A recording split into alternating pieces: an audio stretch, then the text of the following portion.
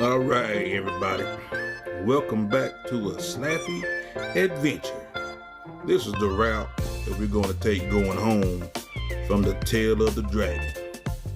Me and Droopy Dog and Charles Gibson, we're just out here on the good old Saturday just trying to enjoy life a little bit. Come on, ride with us, and I hope you enjoy the conversation. We just out here trying to have us what they call a good time. All right, come on, ride with old Snappy Dog and company. Yeah!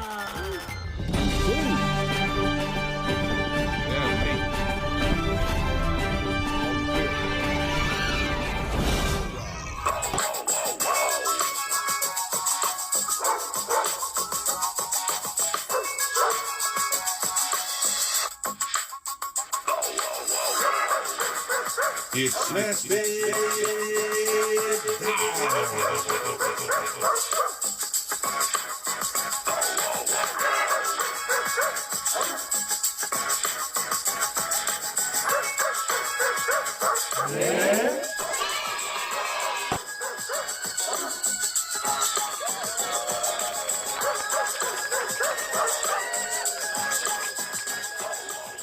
Sticker man on the back of your motorcycle. Sticker bike, you got a sticker bike. That is spanky.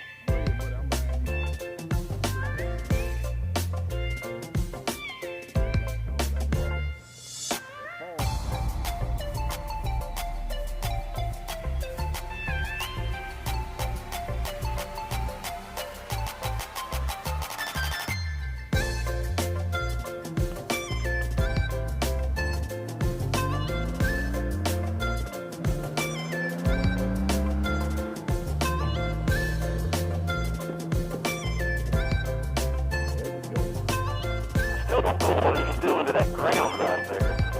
Yeah, I think they said something about putting some more camping spots in there, but Hey, did you knew about them having to get status for being a resort, didn't you? So they could sell beer. I didn't know that. Okay, so this is Deals Gap Resort. Right, okay, I knew Okay. that. I didn't know that. So if you've ever looked up on the left as you're coming down the hill there and look up there pretty high on the left, Yeah. you'll see a tennis court. Have you ever noticed it? Yeah. So he's got a tennis court up there because he had to have a tennis court and something else to make it under the statutes in North Carolina for it to be considered a resort so he could get a beer license under his resort status. Ain't that something? And so he put it, he's got a tennis court up there, and then he's got a place to tie horses up down there. And so in order to do the horse thing, he advertises the horse thing. If you want to bring your horse and ride there, it's $500 a night. That way nobody would bring a horse. I'm serious. I think it's hilarious. So anyway, that's been pretty funny. Well, if you go on through and go to Robbinsville, okay? Right. On 129. Don't go the other way. Go 129. Go straight through Robbinsville. You know you'll end up in Joyce Kilmer Forest, all the way over to 74, where you can turn left and go to Nantahala. Right. You know what I'm talking about? Uh-huh. All right. So while you're on the road between Robbinsville and where you turn to go to Nantahala, on the left there's a strip down through there just outside of Robbinsville. There's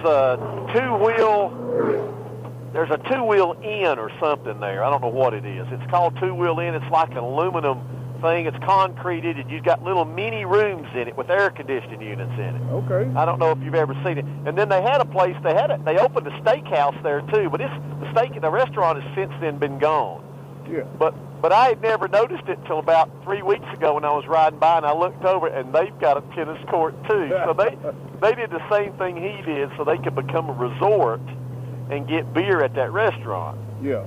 So I thought that was hilarious because we asked him, we said, "What the crap have you got a tennis court for over here?" And that's when he told us the story. There you go. He had to become a resort to get beer. Oh Lordy. I tell you what, they got their rules on it. Yeah, they got their rules, but you got to drink, man. You can't have no fun if you don't drink. No, you got to Yeah, they got to drink. Got to drink. Get Got to your drink. head bad, jump on 2 wheels. And, Oh, got to drink. Yeah. Ain't no way to get out. Got to drink. You ain't no way. Can't have no fun without drinking. Sweet tea. Good, that's a great looking one. That don't make any WRC, sense. baby. Yeah, let them get it. Shit. Mm-hmm. Have some fun with it. That's what you was doing a minute ago, Drew. Yeah, I'm just drooping low on it. All I remember was looking. I saw his hand up like this. The front wheel was in the air. Yeah, all right. That's all I need. The droop's going up. He think he on a daggone 9 or a Carrera or some shit. And then, of course, you know about this guy buried over here, right? You know about Bass Shaw, right? No. All right, so Bass Shaw is at mile marker 6.5, I think it is, Yeah. in the curve. And if you park at 6.5 and walk up the side of the hill, it's probably about 30 or 40 yards, there's a trail there.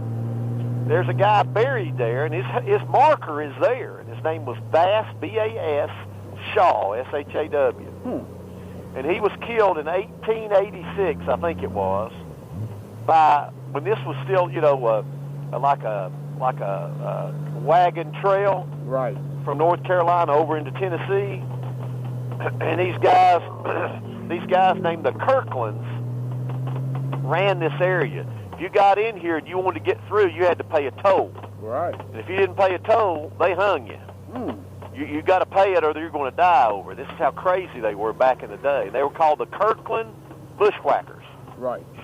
So he got in trouble with, he was a Union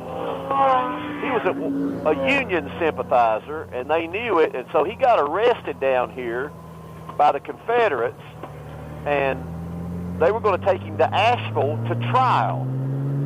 And so when they got over here, the Kirkland Bushwhackers said, well, give him to us, we'll take him and get him tried. And when they handed him over, they took him up here, tied him to a tree, and shot him. And they buried him here, and his cemetery, his gravesite's still over here, right here on the side of this road we're on. Ain't that something? It's been there forever, and I never knew it till 2 years ago. On the left side or the right? On the right side. I'll show you exactly where it is. I've got pictures of his grave marker in my phone. Yeah, so he's buried in the mountain. He's buried right up on he's right, I mean, his grave site with the stone is right up on the hill. No kidding. Yeah. We stopped one night. I asked Jim to take me up there. I said, I got to see that. And did I tell you what I did up there did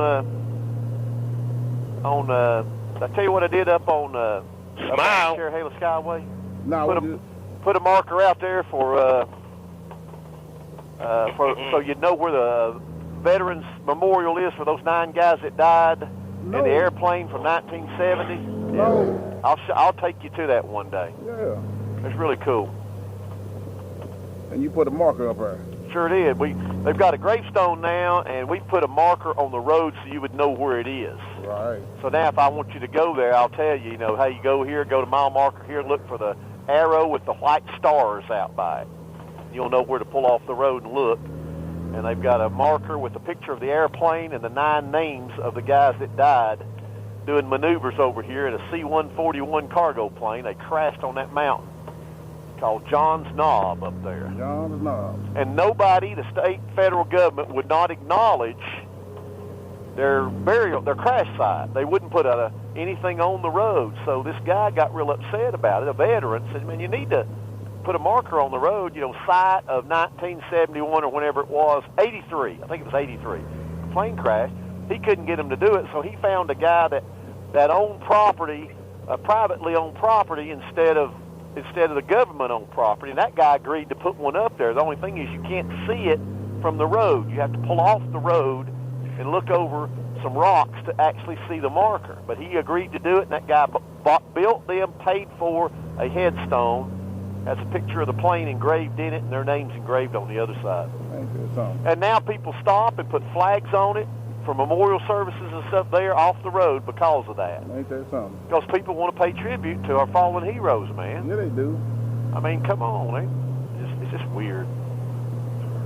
Now, this is the good pace to run this thing at right here. Oh, yeah. Just cruise it in, cruise it out, let her roll, let her out. Let her out, yeah. Put it in gear, leave it there. You got it. It's like an automatic. Almost like riding on a three-wheeler. There you go. Almost There like you go. So Droopy Dog was down there in a fighting position. He got down there like he was angry. he was pulling, was he? Yeah, he was. That daggum back wheel was... I saw it sliding out on him. I was on the GoldWing. Chloe, you better come get your husband, old Droopy. He was on the GoldWing. The most luxurious bike in the world. Now here's where, look here.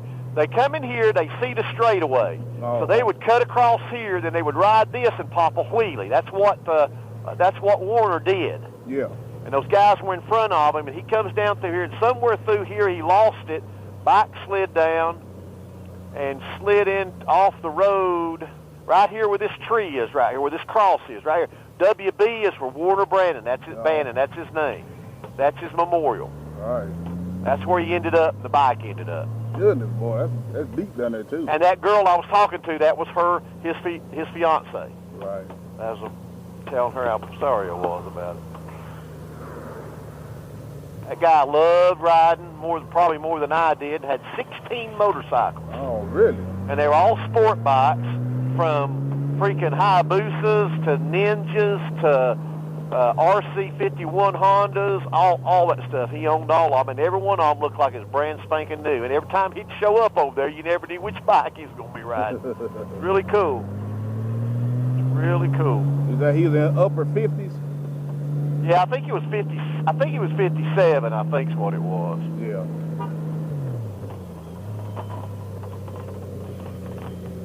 What time is it? Shoot, we gotta get our time. 5:07. 5:07. So he come through here about 4:30. Probably more like 4, wasn't it? Yeah. We've been probably at least that long.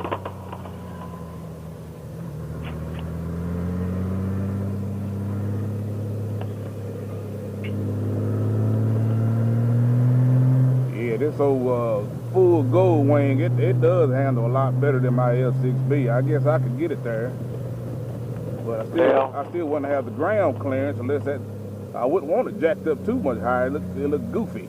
Well, now, does your F6B have a adjustable shock in the back by air like the GoldWing does? No, it's a manual. Oh, I did not know that. I thought it did. I thought you could set it, pump it up to like 25 or whatever. Well, now I got it pumped at the highest setting. Yeah, well, see, the problem with mine is I've got mine on the highest setting on my Valkyrie, but the problem is that they put progressive shocks on it, and there's progressive shock is an inch shorter than the stock shock anyway, so it's automatically lower. Right. Even though I've got it on the highest setting, and so I'd say it probably rides better with those progressive springs on it than the stock one, but and then you got floorboards on it, and they're all scraped off the side of the dang motorcycle where I come up here and ride it. But of course, I hadn't ridden it since I got this one back on the road. It's been about a year. How long was that bike down when you took it apart? This one was down about 5 months, I think. Okay. Something happened. Somebody caught on fire right there, brother. Sure enough. About 5 months. I started it in the winter, and then I finished it. I probably started it in November and finished it at the end of March, and that was just because I wasn't actually sure all the things I was going to have to do when I was in it. Now, if I had to do it again and I had the time off, I could do it in less than a week. Now, is that doing the That's taking the motor out and putting a new gear in it and putting it back together. for the alternator? No, I didn't. I took the Alex, kept the same alternator. I put a new water pump. While I had it out, I put a new water pump on it. I put new gaskets. I put a new, what they call an alternator drive gear, ADG. Okay. That's what broke in the motor. Okay. And so anyway, it was, I can do it. I just have to know what to do. So I bought, the book. Like I said, if I'd known about the manual, like Droops showed me, where it had I'm gonna kill him. so much more pictures and arrows pointing to clips and stuff like that, I probably would have felt a lot more comfortable. So I really took my time, and then but I know now, and I can take a motor out of this thing, put another one in it if I had to. If the motor blew up, I could just buy another motor. Of course, like I said, you can't buy a new one. You have to find an 01 to 05 that's used, low miles if you're lucky enough to find it. Right. And then you're going to have that original alternator drive gear in it too, because in 2006, after they had alternator drive gear failures, they changed the way the ADG works in the 6 and up. And they've never really had a problem with it since. Okay. And the reason is there's a snap ring. You know what a snap ring is? Yeah. You know the snap ring is holding the whole unit together inside the motorcycle. So eventually your snap ring breaks. And then it doesn't fall apart. It just breaks, falls down in the oil. But the gear itself then isn't tight, so it shatters back and forth, shakes back and forth on the alternator arm in there. So. Makes an awful racket. It made your motorcycle sound like a diesel when it's idling. It literally sounds like that. Did you ride it like that for a long time? No, I just rode it a little bit, and then I read everything I could to make sure I wasn't going to do any more damage. And I thought, shoot, I've got that Valkyrie, just ride it, and we'll figure it out when it comes time to me to get some time to do it. So I had to get some stuff like, I had to get a cherry picker. Okay. So I borrowed the cherry picker. I was going to buy one, and my guy that has the mechanic shop said, I'll let you borrow mine, because to get the motor out, you got to lift the frame up once you get it all undone. You kind of lift the frame off the motor as you slide it out. Then I, had Todd come over and help me actually pull the motor out and set it on the table. I used the cherry picker to set it on the table, then strapped it down to a table I could roll around in my garage to work on it. And then I got the book, and I watched about 80 videos, and there ain't no videos in there on how to do it, but there's videos on there of a motor coming apart, being put together. It's in a foreign language. I'm not sure honestly what it is, but once I watched it enough to see the videos, I knew then that I had enough where every time I took something off, I could visualize it in the pictures I'd seen. Right. Somebody's smoking. I just got used to it doing that. Finally said, well, I can pull that apart, because I know where everything, every time I see something, I said, oh yeah, I've been there. But I hadn't. I'd just been watching those videos. Yeah. Watch them over and over and over and over. The guys putting the motor together and taking the motor apart, putting the motor together, taking the motor apart, until I finally just got, well, I can handle that. And so it's like a deja vu moment.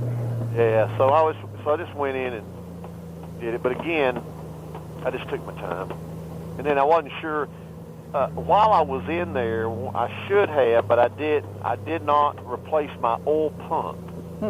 It's on the inside of the motor, so I probably should have replaced the oil pump and the chain that runs to it, but I didn't.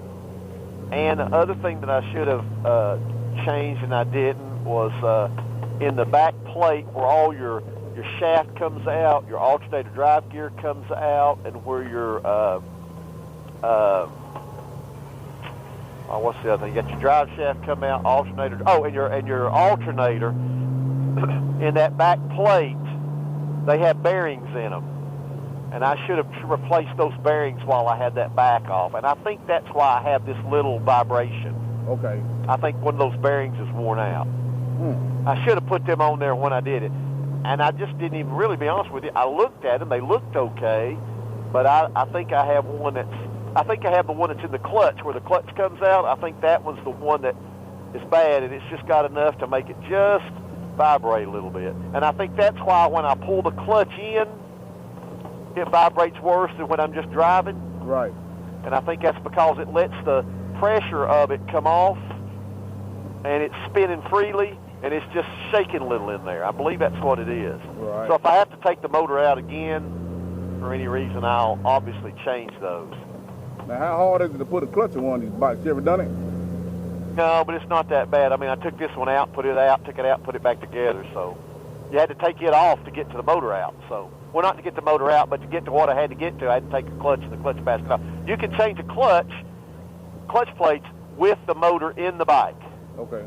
So you can do that. In fact, I took, in the attempt to try to find what was shaking, I did that already. I took my clutch basket off with the motor still in the bike. You can get in it. You just take your side covers off and take the alternator off, and that leaves you room to work on that side of the back of the bottom of the motor. And so I took it off and pulled the clutch plate out, just changed the gear on it. I changed the bearing on the outside of it, and it actually helped a little bit. So I'm pretty sure I'm at the right place with it. So you got almost 200,000 miles on your bike on the original clutch, you think? Oh, I know I do. Yeah, it's the original clutch. Look here. He's got somebody else. No deep. Bring it on. Boy, Wave at him, he y'all. was undercover, too, like a mug, boy. You wouldn't even tell. I know it, dude. He's out there running the Dragon in that Ford, whatever that thing is. And so, listen to this. So I come up here, been out since I was 18 years old, you know, and never had a ticket until 4 years ago, maybe 5. Up here? Yeah. And so I'm coming in, and Todd's with me, and one of our buddies is with us. They both, Danny's with us, Todd's with us. Todd's on his black 1500, and Danny's on his Harley, and so we're deciding we're going to just run, you know, and just see what we're going to do, you know, having a blast. And so right before we get to the Dragon on 129 out there by Chilhowie Lake or River, you know, we're kind of running up there pretty quick. I just thought, I'm just going to get on it a little bit. So I take off and get up there to about 90, and I'm slowing back down. And about that time, here comes a state trooper who would have been he had been assigned over here for the day, and he was on his way home. So he was coming out of here. We just got out of here for about, a half a mile, and here I come, and I'm already slowing down, thank God. Yeah. And before I even get to him, I see the blue lights pop on. So I go, oh, crap. So I just gear down, and I pull off the road down here.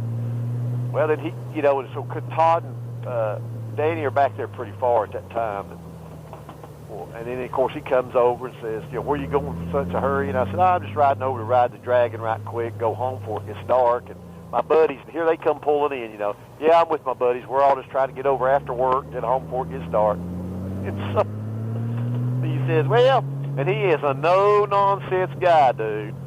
He is not listening to me. And there's no, hey, man, nothing. And I said, okay. And he said, let me see your license and registration. So I get out my registration out of the bag and get my license out. He's got insurance. I can pull my insurance card out. Yeah.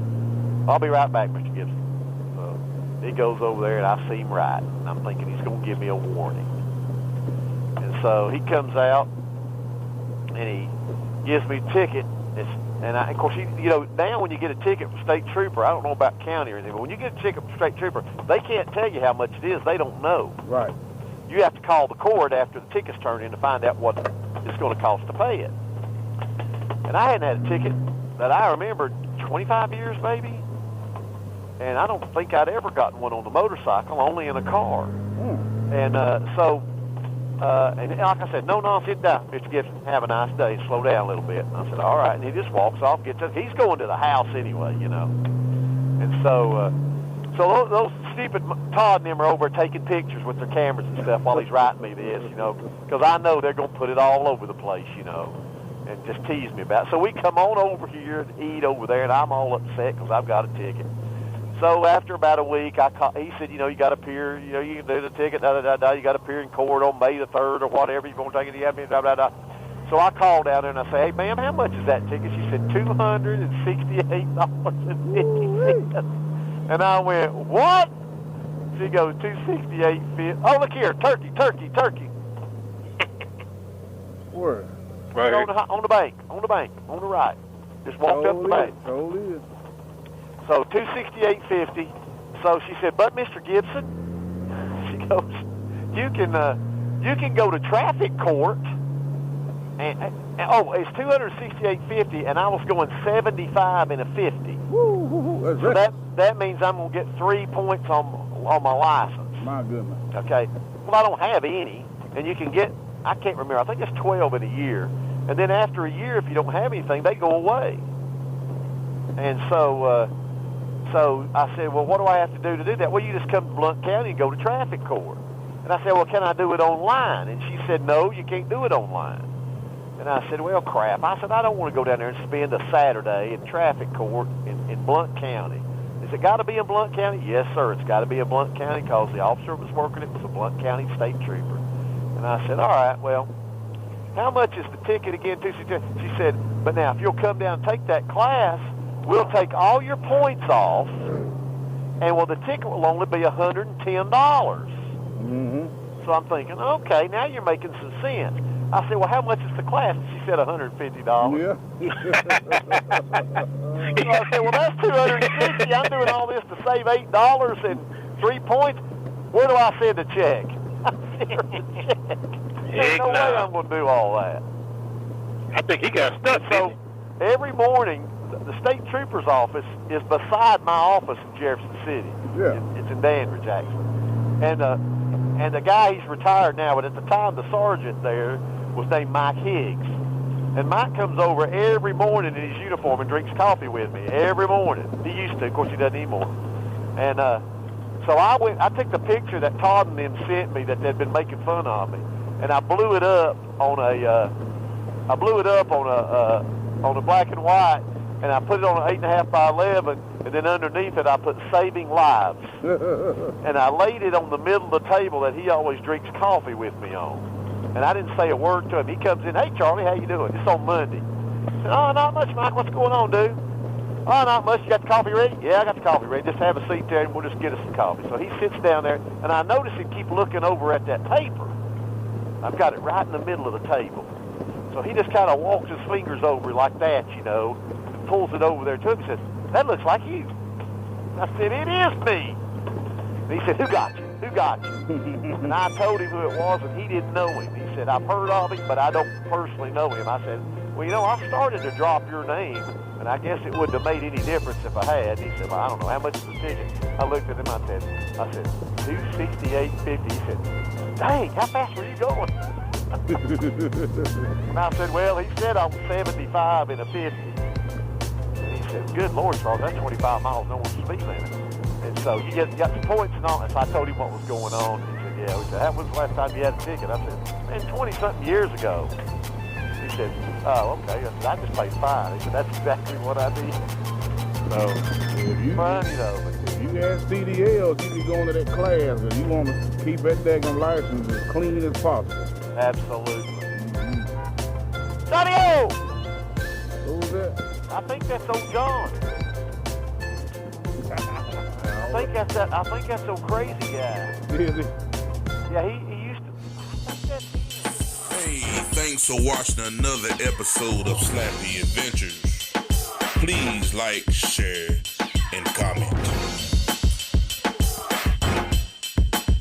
And don't forget to hit the subscribe button. Hey, stay tuned for more videos like this. Thanks for watching. I'm